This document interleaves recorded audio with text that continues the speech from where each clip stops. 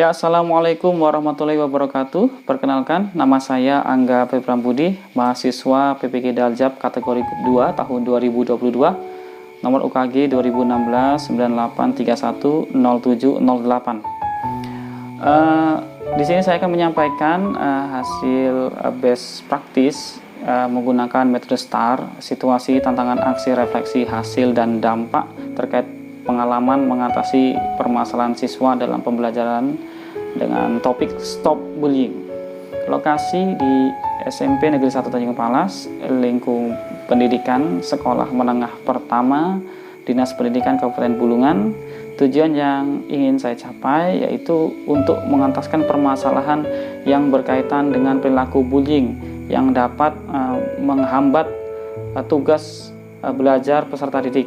Tujuan layanan ini ialah mengembangkan sikap empati kepada sesama manusia setelah menerima layanan bimbingan klasikal dengan topik Stop Bullying.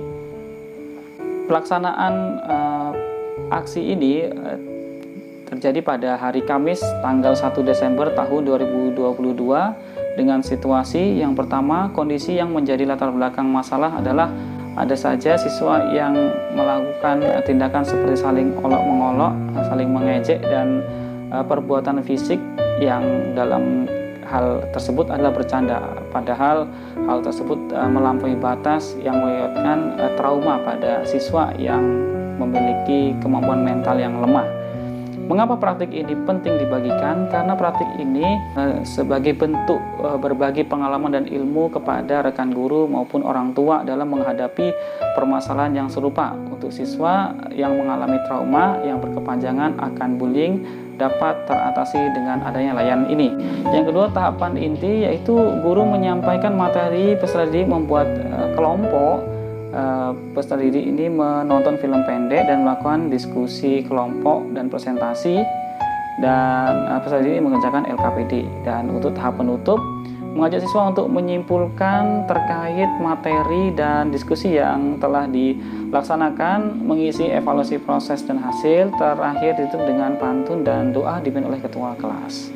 Siapa yang terlibat?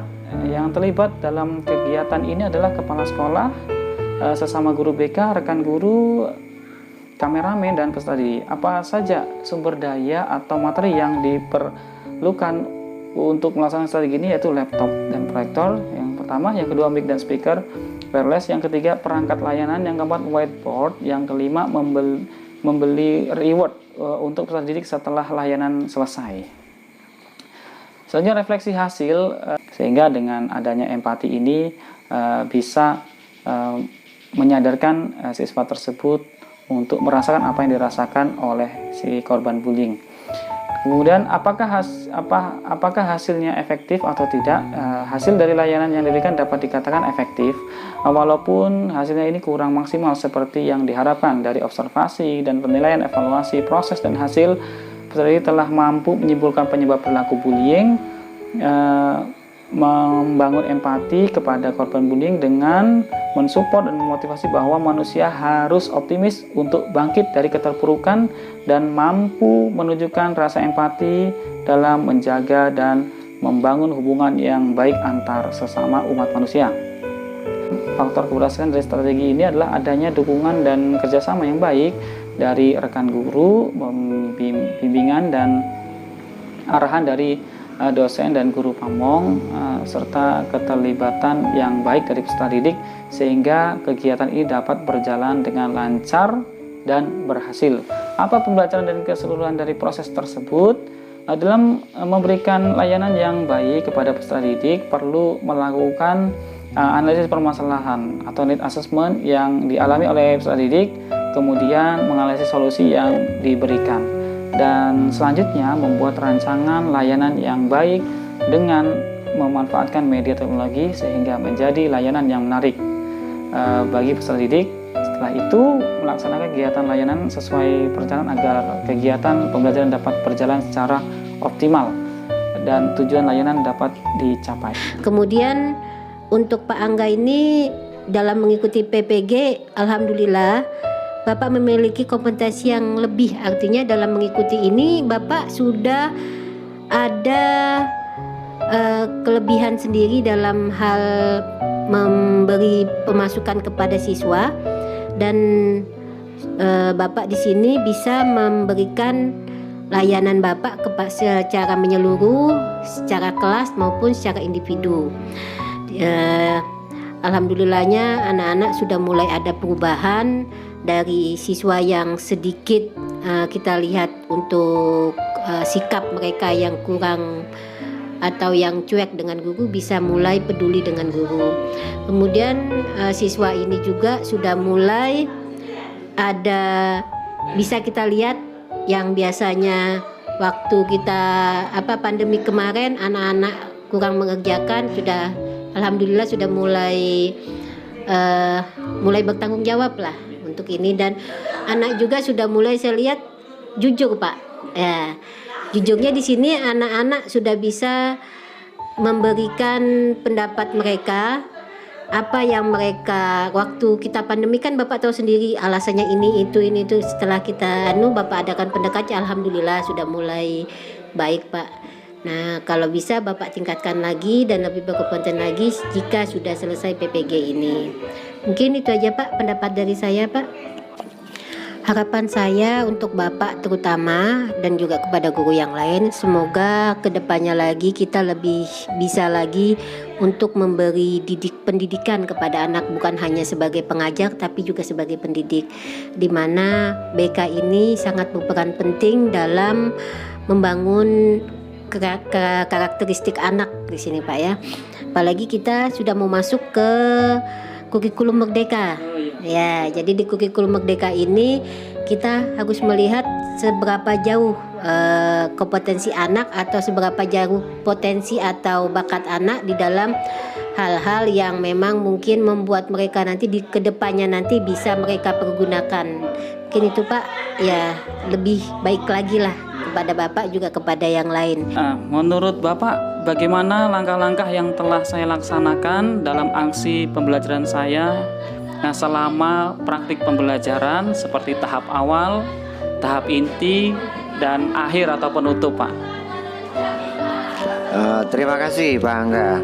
Setelah saya lihat dari video pelaksanaan layanan bimbingan yang sudah dilakukan Mas Angga, itu menurut saya sudah sesuai dengan tahapan-tahapan yang ada. Artinya itu sudah pas saja seperti itu. Mungkin yang lain? Iya Pak. Yang kedua Pak, apakah metode problem based learning, ya saya di sini Pak menggunakan metode problem based learning selama pembelajaran, apakah sudah tampak Pak, dan tujuannya itu bisa tercapai menurut Bapak gimana Pak? Baik, jadi based learning itu kan untuk menggali permasalahan anak itu ya. Nah, kalau saya lihat itu memang sudah sesuai ya. Jadi apa yang masalah anak hadapi kemudian mereka gali, ternyata bisa terlihat di situ ya, terlihat bahwa anak itu bisa menggali permasalahannya dan bisa membicarakannya di dalam kelompok itu tadi. Ya, didiskusikan. Itu kan didiskusikan di dalam satu kelompok. Di dalam hal ini adalah di bimbingan klasikal tadi ya. Itu ada Pak. Baik, terima kasih Pak. Yang terakhir Pak, menurut Bapak apakah ada perubahan sikap yang terjadi kepada peserta didik setelah saya memberikan layanan? Di sini saya memberikan layanan kepada kelas 7 Pak. Terima kasih Mas Angga. Jadi sudah setelah Bapak memberikan layanan kepada siswa khususnya kelas 7 yang kemarin itu, setelah saya amati setelah beberapa minggu ini memang terjadi ada perubahan sikap dan tingkah laku yang nyata ya. Jadi yang dulunya ada anak-anak yang ngerjain temennya, nah setelah ada layanan ini ternyata nggak ada lagi. Ya kalaupun ada mungkin amat sedikit ya. Jadi ini sangat positif sekali kegiatan Pak Angga yang sudah dilaksanakan, diberikan kepada siswa asuh Mas Angga. Gitu. Ya Pak, terima kasih Pak. Setelah saya melaksanakan pembelajaran PPG, ya, praktik pembelajaran nyata ini, apa sih Pak harapan dari Bapak untuk saya ke depannya sebagai kita sesama guru BK ini Pak? Apa harapan Bapak? Harapan saya yang jelas, nanti Pak Angga akan lebih profesional di dalam melaksanakan kegiatan layanan bimbingan di sekolah, karena kedudukan layanan bimbingan di sekolah itu sangat penting ya, karena dengan pemberian layanan ini kita bisa menggali potensi peserta didik ya, bisa menggali potensi mulai dari dia mengelola masalahnya, baik itu masalah pribadi, masalah sosial, masalah belajar maupun masalah karir. Itu aja Mas. Ya. Terima kasih Pak atas masukannya. Semoga ini menjadi motivasi saya sebagai guru BK, dan harapan-harapan Bapak tadi tentunya menjadi pembelajaran saya secara pribadi Pak. Terima kasih Pak. Mohon maaf jika ada salah kata. Apakah Mustafa senang mendapatkan pembelajaran dari Pak Angga? Iya Pak, saya merasa senang dan saya lebih bermotivasi. Terus saya jadi belajar jadi lebih baik Pak, dan saya juga mendapat pengetahuan dan pengalaman yang banyak dalam kegiatan tersebut. Selanjutnya Ibu, apa harapan Ibu kepada saya selaku guru BK ataupun guru-guru yang ada di sekolah ini Bu? Apakah ada masukan dan saran? Silahkan Bu disampaikan. Terima kasih Pak. Yang kedua kalinya, harapan saya yang pertama ya seperti tadi yang saya ungkapkan, yang pertama mohonlah sering-sering diingatkan anak-anak jangan sampai mengulang kejadian-kejadian yang tidak kita inginkan. Ini untuk kepentingan kita bersama. Yang kedua, tolong Pak, anak saya jika ada kesalahan atau mungkin melakukan hal yang di luar batas kewajaran sebagai siswa, tolong kami selaku orang tua dihubungi Pak. Jadi kami tahu apa yang anak kami lakukan di rumah apakah sama dengan yang di sekolah. Biasa anak-anak begitu Pak, di sekolah baik, di rumah baik, taunya di sekolah membuli temannya. Jadi kalau misalnya di sekolah ada sikapnya yang tidak baik, tolong Pak kami segera dihubungi. Ya, makasih Pak. Ya, terima kasih Ibu atas waktu dan kesempatannya. Ya, mohon maaf mengganggu waktunya, dan mohon maaf dari saya apabila ada salah kata Bu ya. Ya. Assalamualaikum warahmatullahi wabarakatuh.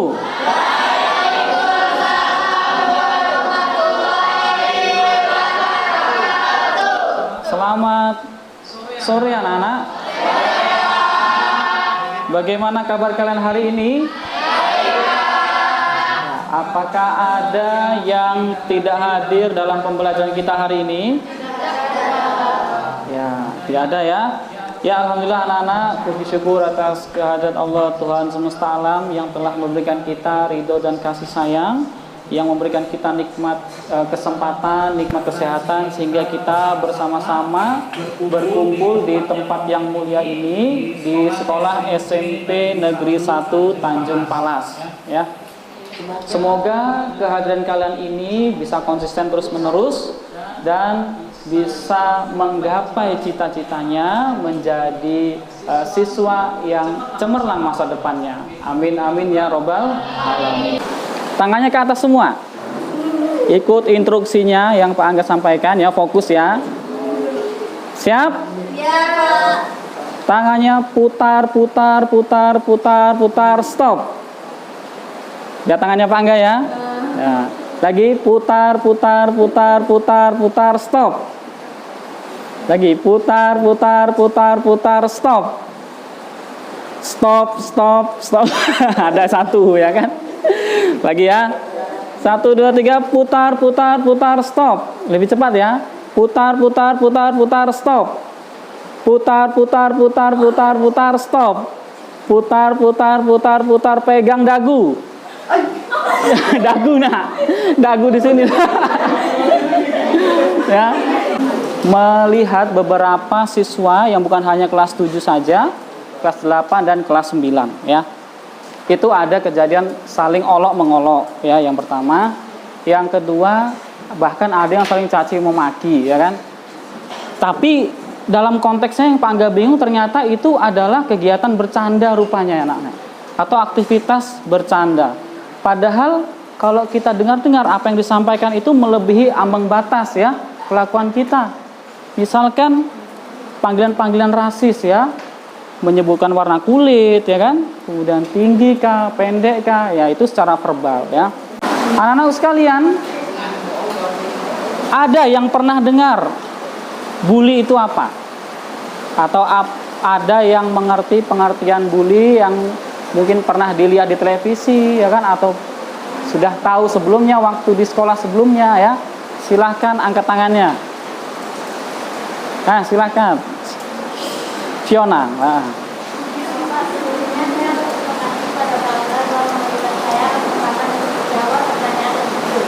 Baik, menurut saya, bully adalah perbuatan mengejek atau merendahkan seseorang akibat kekurangan yang dimilikinya, Pak. Iya, bagus. Ada lagi? Tidak ada. Tepuk tangan untuk Fiona ya. Ya, ini berdasarkan wawasan dan pengetahuan ya, ternyata Fiona bagus sekali tadi menjawabnya ya. Ternyata sebuah kegiatan atau perilaku mengejek seseorang yang seseorang itu dalam kondisi lemah atau memiliki kekurangan ya. Pada materi hari ini adalah stop bullying ya. Tepuk bullying. Jangan suka menyakiti, jangan suka menghakimi, jangan suka caci maki. Bullying, bullying, bullying, no. Oke, tepuk tangan untuk kita semua. Diharapkan anak-anakku sekalian mampu mengembangkan empati atau perasaan empati terhadap perilaku bullying. Tujuan khususnya nanti anak-anak, kalian mampu merinci faktor penyebab perilaku bullying.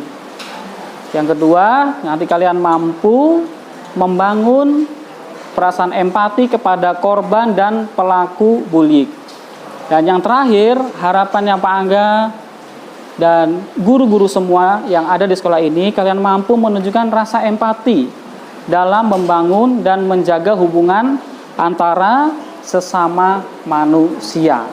Alasan seseorang melakukan bullying adalah karena korban ini mempunyai persepsi bahwa pelaku melakukan karena tradisi balas dendam, karena dia dulu diperlakukan sama, ingin menunjukkan kekuasaan, marah karena korban tidak berperilaku sesuai dengan yang diharapkan agar mendapatkan kepuasan dan iri hati. Adapun korban, mungkin salah satunya ada teman kalian yang ada di sini, itu mempersepsikan dirinya sendiri menjadi korban bullying karena penampilan yang menyolok, tidak berperilaku yang sesuai, perilaku dianggap tidak sopan dan dianggap sebuah tradisi. Memiliki pengalaman pahit ini. Silahkan angkat tangannya. Nah, silahkan Mustafa. Saya, Pak. Dulu waktu SD ada beberapa teman saya, Pak. Dia suka mengolok nama orang tua saya, Pak. Dan sengaja mendorong saya, Pak, sampai-sampai saya masuk ke dalam parit. Di situ saya merasa sakit hati dan sedih, Pak. Iya.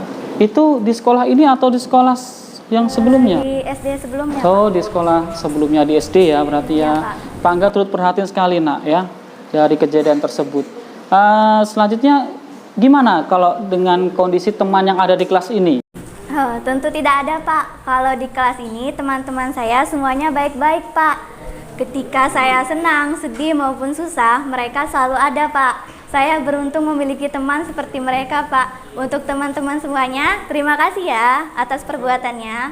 Mungkin itu yang dapat saya sampaikan. Dari banyaknya kisah di Bang TV. Kisah di mana mereka yang besar dengan banyaknya pemuda mungkin.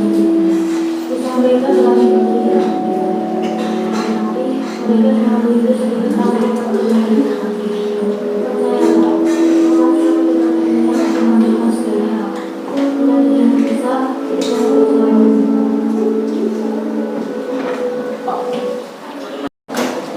Ya anak-anak, selanjutnya Pak Angga akan memberikan waktu kepada kalian untuk mendiskusikan masalah-masalah yang terjadi yang sudah Pak Angga rangkum dari apa yang kalian sampaikan terkait masalah-masalah bullying ini.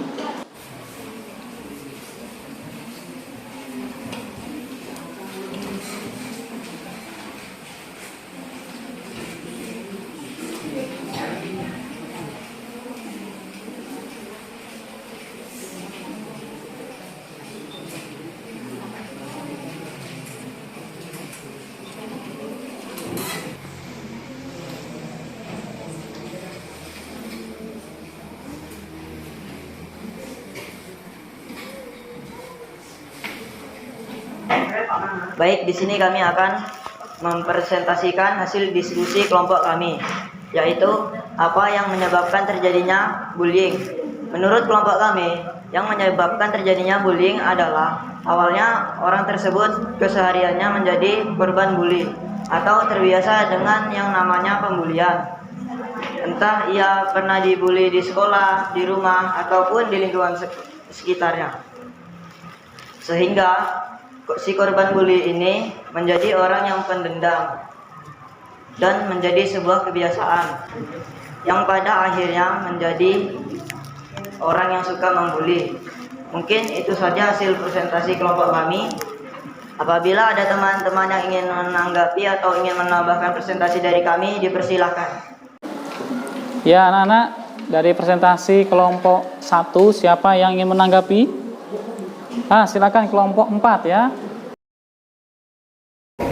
Kami dari kelompok 4 ingin menanggapi dari kelompok 1. Sebelumnya terima kasih atas kesempatannya. Kami ingin menambahkan sedikit.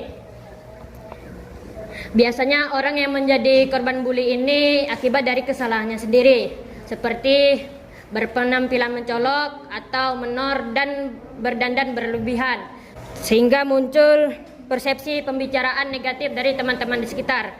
Itu aja tambahan dari kami. Terima kasih.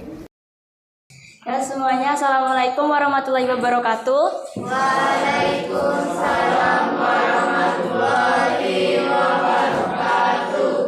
Kami dari kelompok 2 ingin memberikan presentasi dari hasil diskusi kelompok kami, yaitu bagaimana sih karakteristik perilaku bullying. Baik, menurut kelompok kami, 1. Peduli dengan popularitasnya. Biasanya orang yang seperti ini ingin diakui keberadaannya atau bisa jadi dianggap jagoan. 2. Pernah menjadi korban bully. Seperti yang disampaikan kelompok 1 tadi, orang tersebut menjadi pendendam dan ingin mencari pelampiasan apa yang dirasakan. Mungkin itu semuanya dari kelompok 1.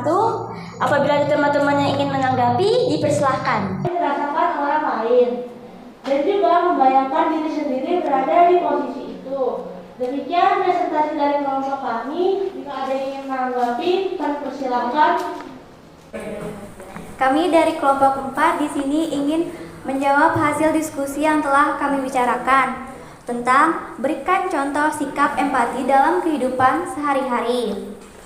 Menurut kelompok kami, contoh sikap empati adalah: pertama, menjenguk teman yang sedang sakit. Kedua, meminjamkan alat tulis apabila ada teman yang kurang mampu membeli alat tulis. Ketiga, ikut merasa senang jika teman mendapatkan kabar bahagia. Keempat, memberi rezeki kepada orang yang ada di sekitar kita, dan masih banyak lain sebagainya. Demikian presentasi kami. Kami ucapkan terima kasih. Apabila ada teman-teman yang ingin menanggapi presentasi kami, dipersilahkan. Ya, apakah ada yang mau menanggapi presentasi dari kelompok 4? Dipersilahkan.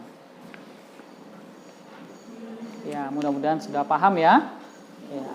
Di sini saya akan menyimpulkan bahwa pelaku bullying ini terjadi karena tidak ada rasa peduli terhadap korban bully. Nah, ciri-cirinya itu adalah biasanya orang yang ini sedikit cuek, Pak, atau dia sendiri pernah menjadi korban bully. Egois, tidak memikirkan perasaan orang lain. Nah, cara menanganinya dengan menumbuhkan rasa empati. Empati adalah merasakan apa yang orang lain rasakan.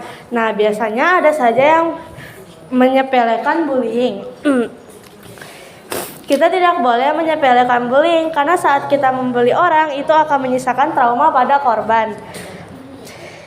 Mungkin itu saja yang bisa saya sampaikan. Saya ucapkan terima kasih. Wassalamualaikum warahmatullahi wabarakatuh.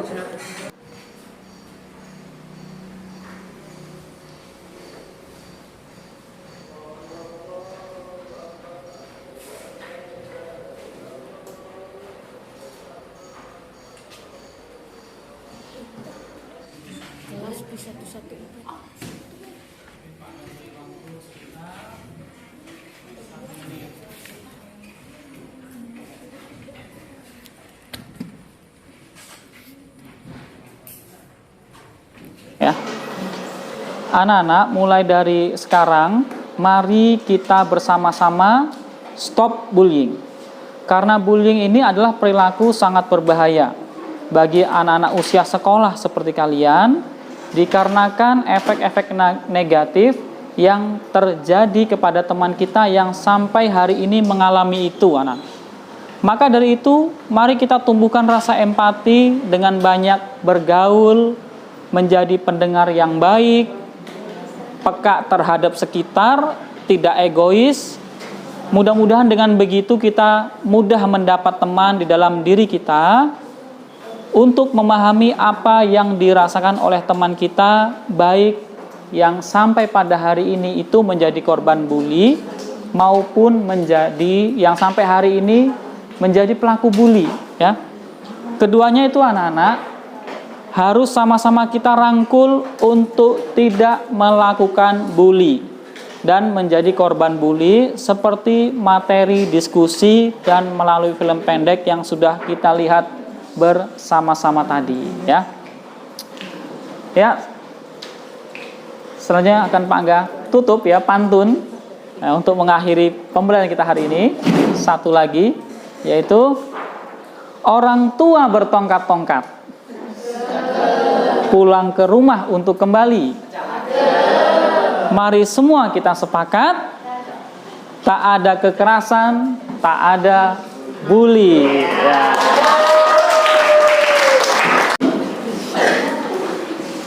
Teman-teman, sebelum kita pulang, mari kita berdoa menurut kepercayaan dan agama masing-masing. Berdoa dimulai.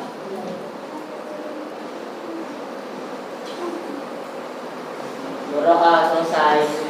Oke, Pak akhiri. Wassalamualaikum warahmatullahi wabarakatuh. Waalaikumsalam warahmatullahi wabarakatuh. Dan selamat sore anak-anak. Sore, Pak. Mungkin itu yang dapat saya sampaikan. Mohon masukan dan sarannya apabila ada. Saya akhiri. Wassalamualaikum warahmatullahi wabarakatuh.